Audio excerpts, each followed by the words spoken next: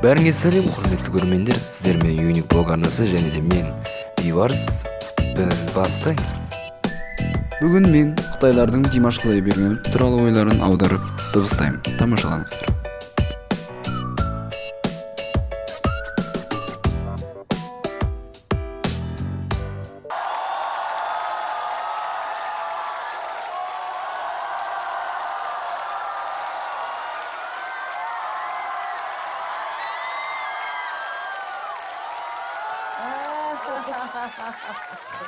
Әсем жүрісті.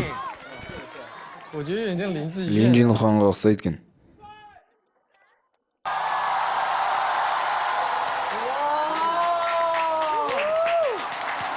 Керемет.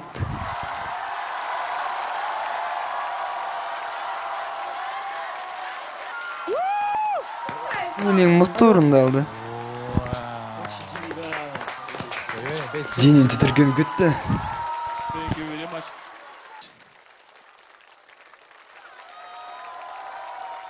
Негізі өлеңді көп айтатын техникалары бар. Сене алмай тұрмын. Қалай екен?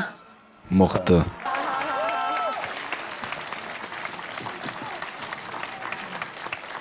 Рахмет саған, Димаш. Өте керемет болды. Сен біздің спонсорды еске салып жібердің ғой.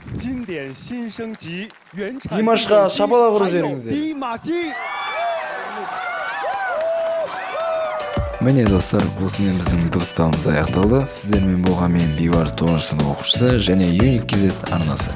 Егер видео ұнаса лайк басыңыздар, каналға тіркеліңіздер. Бәріңізге сәттілік тілей отырып, және де Димаш ағамызға жеңіс тілей отырып аяқтаймыз.